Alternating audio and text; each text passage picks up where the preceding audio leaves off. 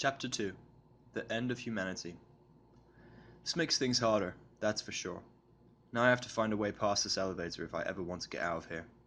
I make a quick check of my mental map of the building to see if there are any other accessible elevators. When my search comes up fruitless, I step into the elevator. In emergency situations, there's always a way out of the elevator, like a hatch or something. Let's see if I can find one.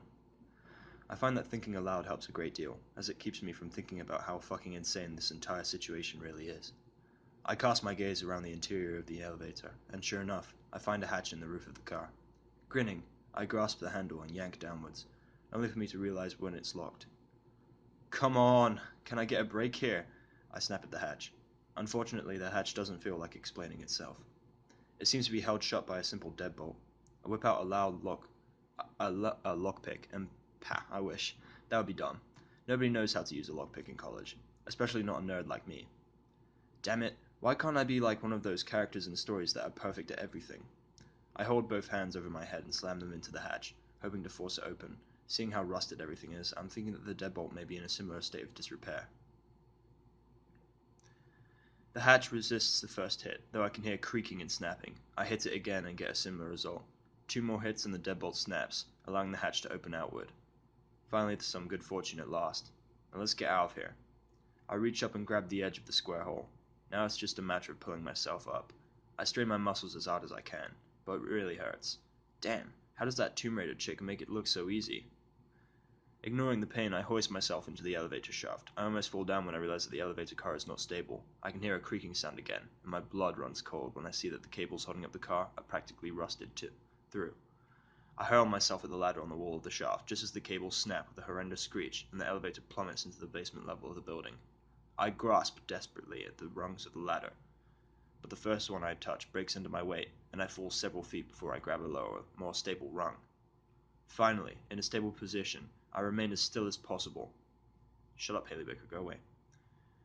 As I wait for my heart to stop beating at my ribcage, I feel like I'm about to hyperventilate. Then I wince as I hear the sound of the elevator crashing into the lower floors. Fuck off, Mitch. Stop it! Finally in a stable position, I remain as still as possible as I wait for my heart to stop beating at my ribcage. I feel like I'm about to hyperventilate. Then I wince as I hear the sound of the elevator crashing into the lower floors. Son of a bitch, that was close, I pen. My voice echoes into the blackness of the elevator shaft, twisting it into a strange manner. Well, I'm not going to talk until I get out of the shaft. That was fucking creepy. Okay, let's get moving. One rung after the other. One rung after the other. I've got a long way to go before I reach the top floor. When I reach the gap in the ladder created by my desperate fall, I end up having to balance on the unbroken rungs of only my feet, while one hand reaches for the next intact rung. Praying that it will hold, I latch onto that one rung and pull myself up. Ignoring the pain, I can hear the concrete cracking, so with that one very painful burst of strength, I launch myself up to the next stable rung, just in time too, because that rung I was yanking on just fell out of the wall. God damn it, I wish I knew more about what happened to this place. The next few minutes seem to blur together. It feels like every part of my body hurts. I can't keep myself from grunting in exertion every time I change rungs. I hate ladders. When I get out of here, I will light every single ladder in existence on fire. On my way up, I pass 2 more doors that lead onto the 2nd and 3rd floor respectively. They're both closed, which means I'm going to have to find a way to open the one up top without falling to my death. When I reach the 4th floor, I edge my way onto the tiny-ass ledge in front of the door, glad to be off of that infernal ladder. I take a moment to catch my breath. My arms are burning like crazy, making me regret being too lazy to hit the gym. There's barely enough room to stand on this thing. Oh god, one wrong move and I'm dead. When I look at the door, I'm suddenly happy. The door is ajar already, but not by much. It's enough for me to slip through into the 4th floor. If I remember correctly, the security room is at the end of this hall. I'm not under any illusions that the consoles will even work, but I feel like there should be some sort of backup power, especially for security footage. Honestly, I just want to see what happened between me and that man from a different perspective. Maybe that'll help me get a sense of how I ended up in this situation. So it doesn't matter how slim the chance is. I don't get much further down the hallway before I stop cold. On the ground, with its spine braced against the wall, is a human skeleton. What the fuck? I scream, getting as far away from it as possible. What in the hell happened when I was out? How did he die? How long was I out that his flesh had enough time to rot away? I'm starting to get a terrible inkling of what may have happened, but there's no way I'm going to acknowledge it. Whoever that was is dead now. That skeleton won't hurt me, but it's creepy as fuck. I'm getting scared. I know this place is dangerous because of how everything is in terrible condition. But is there something else out there? Something dangerous enough to warrant shooting at it, all these bullets whose casings I see everywhere? I can't think that way, or am I going to go insane? I move past the skeleton. As I do, I notice that it's holding a rifle. Holy hell, if that thing still works, that'll do wonders for making me feel at ease. The skeleton's hands are clenched around the handle of the rifle. I cringe as I try to take the gun from it. I'm trying not to touch those bones. I've never touched a dead body, and I'm not about to start. I shut my eyes and tug on the gun. I hear a sickening crack, and the gun comes free. I open my eyes again to see that I had torn its finger bones off, and they were now scattered on the floor. I have no fucking idea how to use this thing. I know you point and shoot, but I don't know anything about how to hold it to keep from getting hurt. Where's the safety on this thing? There it is. It's on the side. I'll leave it on. Turning the gun over gives me no clues on what kind it is, nor if there's even any ammo in it. I'll use it when the time comes, but if worst comes to worst, it will make a good club.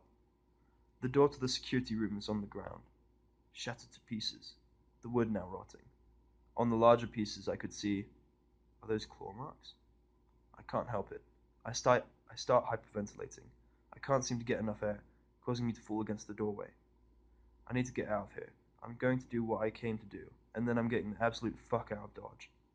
In the security room, the computer consoles are arrayed against the opposite wall, with several damaged monitors covered along the rest of the wall's surface area. There are cords running everywhere, and I even think, oh hell yes, there's a separate generator in this room. Damn, I love life sometimes. Only sometimes, though. I'd love it more if I was back outside.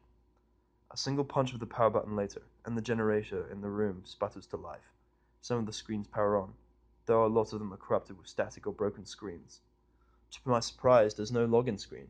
It immediately takes me to a screen where I can access the security footage. That's odd. If I were in charge, there would be password locks for all this. What sort of crisis could cause the administration of the school to bypass all security protocols? Well, whatever the case, I can access the footage. However, as my eyes scroll for the first video, I start, what? The last date of recorded footage was on February 12, 2083. That has to be a typo. Or a miscalculation. Putting that aside, I begin to scroll down. Then I note a file marked by an exclamation mark. February 27th, 2014. Southern Stairwell, Math Wing. Concerning Subject Alpha. The 27th? That's today's date.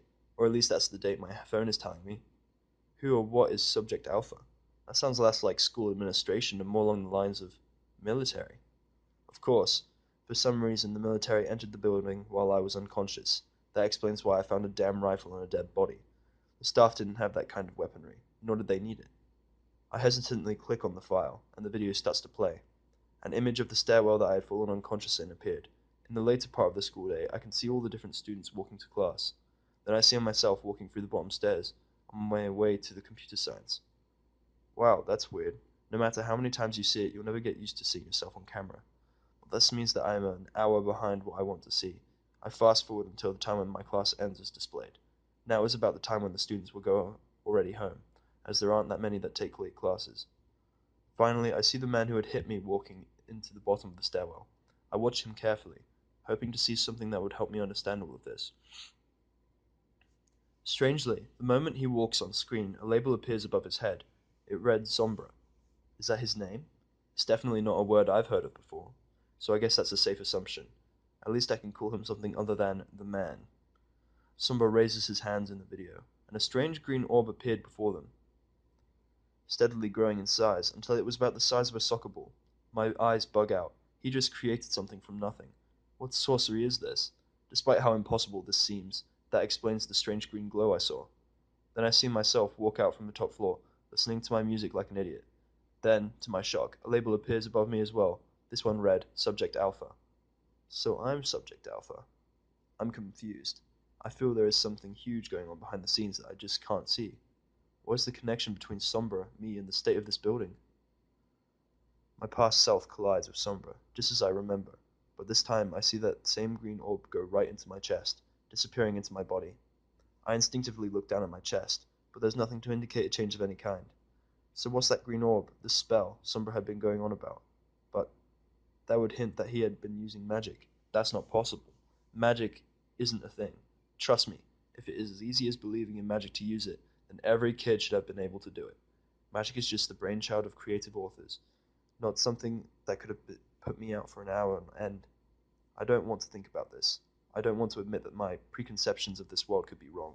Hell, it won't just be my preconceptions, but that of every scientist in the world. The video continues on, and I, again, watch Sombra fucking manhandle me like nothing, and then doing his creepy stalker shit where he circles me and starts talking in early modern English. But I don't care about that. When it gets to the point when I've fallen unconscious, I start watching carefully. I watch with disbelieving eyes as my unconscious body rises into the air, my limbs flopping around like a rag doll. The same green glow is emanating from my chest like a damn spotlight. Then the green orb that was in my chest suddenly expands to encompass my body entirely. And then orb, me, and everything within a short radius of me completely winked out of existence. The video ends there, but my shock doesn't. What in the world did I just see? Sombra? What did you do to me? I whispered, my voice shaking. I have to see more. I click on the latest video. This is the one that was mistakenly dated almost 80 years in the future. When this one plays, actually a recording of this very room. This is the final report of Captain Mako Rogers, dated February 12, 2083. The oppressed have broken into the building and are demolishing our defenses. Our escape routes have been cut off. It's only a matter of time before they get here, the woman in the video says urgently, though the audio is scratchy. Wait a minute. Rogers? Come to think of it, she looks a lot like my brother. But how is that possible? 2083? You mean that wasn't a typo? That Sombra bastard zapped me into the future? Besides, behind Maka, I can see other heavily armed soldiers running to and fro. I can even hear the sounds of gunfire in the distance. What in the hell was going on? What were the oppressed? Our struggle has ended. This recording is a means of saving information for the next civilization to discover. The one who has defeated the human race calls himself King Sombra, and not only possesses untold power of an unknown nature, but also the ability to twist and contort human flesh into grotesque, quadruped forms that we call the oppressed. Maka continues. Before she can keep talking, a soldier runs up to her. Captain, they have broken past the third-floor barricade and are heading this direction. The soldier shouted over the gunfire. Maka looked grim. How much time do we have? She demanded. 3 minutes at the most, the soldier admitted. For some reason, Maka smiled, placing a hand on the soldier's shoulder. Private Grant, it has been an honor working with you. It has been an honor working with all of you, she calls to the other soldiers. In response, the other soldiers' voices similar reactions or salute. My last order to you is die with honor, and join our families in the heavens. Maka turns back to the console as the soldiers cheer. I can see one of the soldiers shutting the doors to the security room, deadbolting it shut. Seconds later, something hits the other side, and the door splinters. To whoever hears this, I have one last piece of advice for you. Sombra has already returned to the future, but his goal is clear. You must not let him find Subject Alpha, my uncle. If he does, then, Mako says before she can finish explaining, the door is completely annihilated, and then a veritable wave of twisted, grotesque things swarm through the door like the tide, slashing and biting everything in their way with long, sharp claws and vicious, slobbering teeth. I clap a hand to my mouth in horror, trying not to cry out as I watch the soldiers die en masse. The soldiers can't do anything.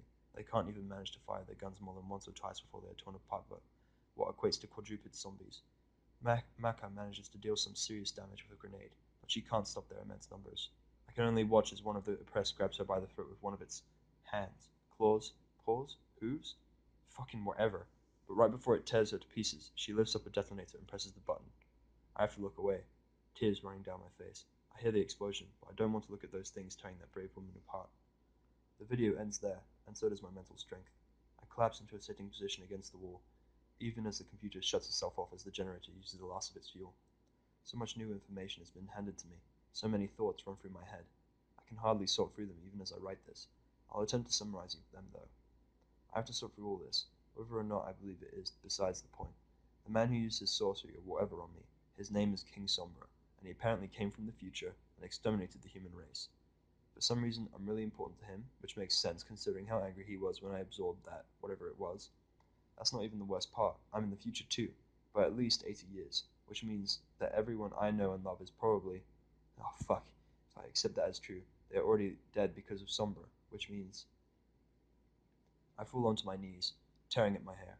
I can't help but sob into my hands. My mother is dead. I'll never have another argument with her. Again, my brother is dead. I'll never watch anime with him again. Amaryllis is dead.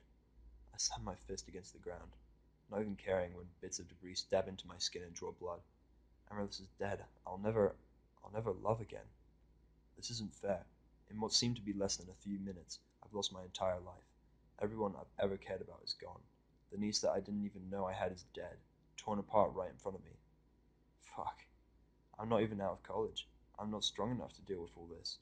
No one should have to deal with the death of their entire race. God, God damn it. Why? I scream at the ceiling. When I think about it, my niece, she was named Maka. My brother, Adam, he named his daughter after the main character of Soul Eater, the first anime we had ever watched together. This fact just makes me cry even harder.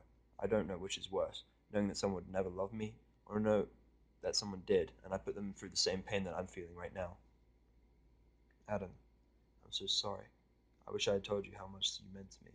Only now do I see how much I meant to you. Maka, I wish I had given you the chance to love you the way you deserved. There was no world to raise a child in. Mother, I wish I had told you I loved you on the phone earlier. She's dead, and the last conversation I had with her was me being an ass, as always. Amaryllis, why had I been such a cynical asshole? Why couldn't I just grow up here and tell you how I felt about you? You're my only real friend, the only one who understood me. Hell, you knew me better than I knew myself. Why couldn't I have just told you? You deserve to know. You didn't deserve this fate I left the world with. This isn't fair, I yelled as loud as I could, until my voice gave out. I stood up slowly, the anger rolling inside of me like a hurricane. I grabbed a table nearby and threw it at the now useless computer monitors, shattering them. I stormed around the room, destroying anything I could find. When there was nothing left to destroy, I stood in the last bastion of mankind. I was the last one of our kind, the last human. Why am I the one who gets to live, when everyone else is dead? One thought was present in my head as I turned my empty eyes to the doorway. I'm going to fucking murder this Sombra, I growled, my voice coming out hoarse from all the screaming. As I moved towards the door, I hear something. It almost sounded like a horse was walking down the hallway, only instead of clopping, its hooves were making a strange click, scrape. I freeze, knowing exactly what it was that was outside that room. That rhythm, it had 4 legs. That clicking and scraping, it had claws. It makes sense that there'd be one left. So, the oppressed have come for me, huh? I said in an oddly calm voice. I hefted the rifle, clicking off the safety. There's only one way to find out if this thing still works. I turned the corner and charged down the hallway towards one of the creatures responsible for the death of mankind, not caring at all that I could get myself killed. Everyone I knew and loved is dead. Why the fuck should I care that I should die too? The creature I'm running towards is a complete mockery of mankind. It's as if someone had completely ripped the skin off of a human being, and then haphazardly wrapped it around the wire frame of a small horse like a pony. It looked nothing like a horse. It is an abomination. What is worse is that I can tell who the oppressed used to be. That's blonde hair, those empty green eyes. I'm looking at what's left of Maka. My rage peaks. I'll kill you, I yell at the creature, getting its attention. It snarls and moves to attack me, but I'm already there. The butt of my gun slams into the side of its head. The oppressed is knocked to the side, as I have put all my strength into that hit. I'm not done. I leap at the creature and bash down on its head with enough strength to break through the skin, drawing blood. I don't know. I continuously bash down on it over and over, ignoring the agonized screeching it was making. Suddenly, the creature slams the back of one of its limbs into my stomach, winding me and pushing me back into the wall. My back collides with the wall painfully. The oppressed is on me like a whirlwind, its claws whipping through the air. I yelp and duck under its claws, which cut into the wooden wall like it wasn't even there. I ram my shoulder into its chest, putting all of my body weight into the attack. I knock the creature back, but its claws rake along my shoulders, tearing my shirt and drawing blood. When the creature tries to rise, I run at it. I kick it viciously, and ram the barrel of my rifle into the creature's gaping mouth. I pulled the trigger with a roar. The ancient gun roared to life, deafening me, but it was still one of the most glorious sounds in the world, topped only by the agonized screeching of the oppressed as the bullets shot through the soft inner lining of its throat, into its brain, and out the other side, painting the wall with its blackened blood. I keep firing until the gun runs out of ammo, and then I step back, watching the remains of my niece breathe its last.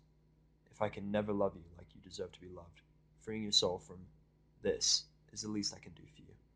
Rest in peace, Maka Rogers, I utter, reverently, in a wavering voice. The tears come once more, but I don't break down like before. I let the liquid drip down my cheeks as I walk down the hallway towards the stairwell. The roof access is just inside the stairwell, consisting of a crimson ladder that led to a hatch that was designed so that it could be easily opened. I climbed the ladder, noting with some satisfaction that the rungs were still sturdy. I reached the hatch and untightened the wheel, keeping it shut. The moment the hatch was free, it slammed open without me touching it again. A fucking torrent of dirt cascades over me, knocking me off the ladder and to the ground. Fuck, I yelled as several pounds of dirt covered my body. Once the stream of dirt dissipates, I force myself to stand up, letting the earth slide off of me. Now, what with the blood and tears, I'm a total mess. My clothes and skin are covered in dirt. Now I need to find some water to clean my wounds, or they are going to get infected. Looking back up at the hatch, I sigh and get moving again. I climb through the hatch and find that I'm in a very narrow tunnel of dirt that leads up to the night sky. Oh, praise the whatever. I'm outside again. I'll lever myself out of the hole and onto the ground once more. I breathe in a good lungful of that fresh air, and then promptly bend over and have a coughing fit because dirt got in my throat. A quick look around the area lets me know that I'm in a forest. This isn't that surprising, considering the tree roots poking through the entire building. No, this is good. In the forest, I can find food from small animals, and water from creeks and rainfall. If I'm the last human, then there's nowhere for me to go. Everyone's dead. There's no civilization. Just great. I'm motherfucking Robinson Crusoe in a post-apocalyptic setting. Or could I just die of exposure? Or an animal could kill me. Fuck. I don't know what I want. Should I keep living? Or do I just lay down and die? And hope that I can join my family and friends up in the afterlife? I can't make that kind of decision just yet. I pick a random direction and start walking. The makeshift bandage that I've been using is now completely soaked through with blood. I don't have anything to patch it up with. I guess I'll be dying of blood loss in the near future. Well, until then, I might as well keep exploring.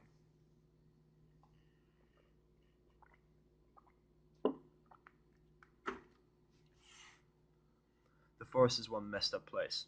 The plants are all twisted around the trees like parasites, and the trees themselves are warped and gnarled. What is this place? The fucking Kokari Wilds? I can hear the animals skittering around the underbrush, but none of them are stupid enough to walk into view. That's fine. I'm gonna die anyway. Might as well make it happen sooner rather than later. I don't get much further before I hear a rustling from a nearby bush. I turn my head, and the first thing I see are two glowing green eyes. That can't be good, I said haltingly, taking a step back. A growl, not unlike that of an angry dog, emanates from the bush, and then the weirdest fucking creature stalks out. It's a wolf, but not just like any normal wolf. This thing is made out of wood. It literally looks like a wooden wire frame of a wolf. How the hell is it moving? How the hell is it alive? Where are the vocal cords needed to make those growls? Science aside, those teeth look really sharp, and I think it wants to have me for dinner.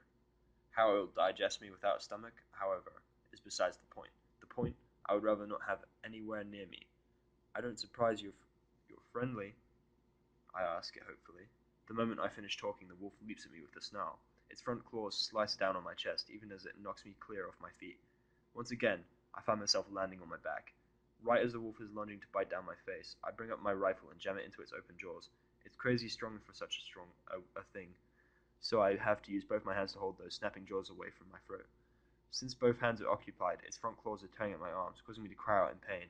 I bring my knee up into the wolf's middle, and I hear something snap. The wolf backs up, yelling in pain.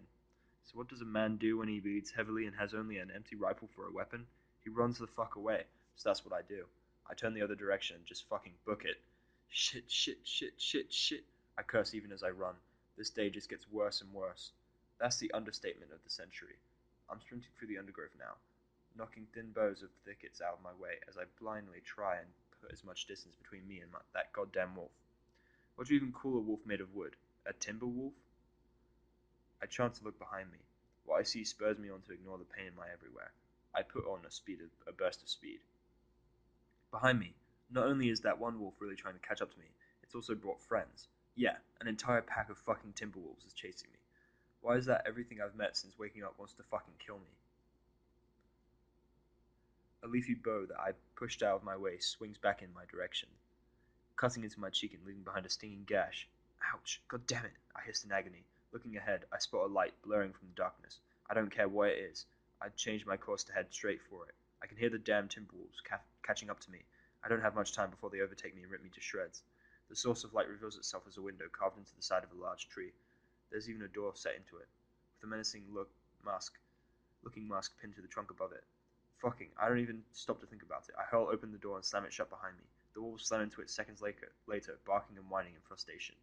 Suck it, I'm not dying today, I shout back at them, even though I doubt they can understand me.